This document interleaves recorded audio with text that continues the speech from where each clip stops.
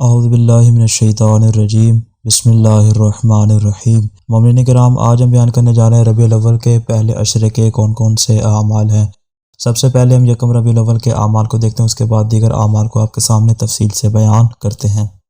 شب یکم ربیع الاول وہ رات ہے جب رسول خدا صلی اللہ علیہ وآلہ وسلم نے مکہ سے مدینہ کی جانب ہجرت کی، اور امیر کائنات علی ابن ابی طالب نے اپنی اخوت ابدی کے ذریعے آپ کا دفاع کیا، کہ جس کی بنا پر آپ کی شان میں خداوند متعال نے آیت نازل کی۔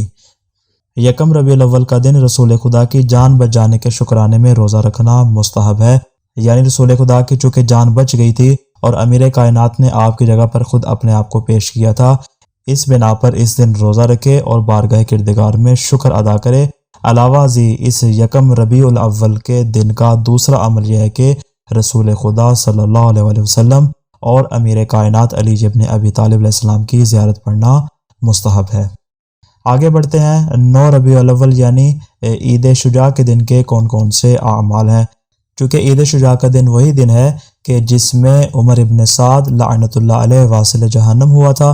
اس دن راہ خدا میں خرچ کرنے والے کے تمام گناہ معاف ہو جائیں گے، یعنی اس دن میں جتنا زیادہ ہو سکے اپنے مال کو راہ خدا میں زیادہ سے زیادہ خرچ کیا جائے، اور بہتر یہ ہے کہ اس دن اپنے برادران ایمانی کی دعوت کی جائے، اہل و عیال کو عیدی دی جائے، عمدہ اور بہترین لباس زیب تن کیا جائے، خدا کی زیادہ سے زیادہ عبادت انجام دی جائے اور اس ذات کا زیادہ سے زیادہ شکر ادا کیا جائے۔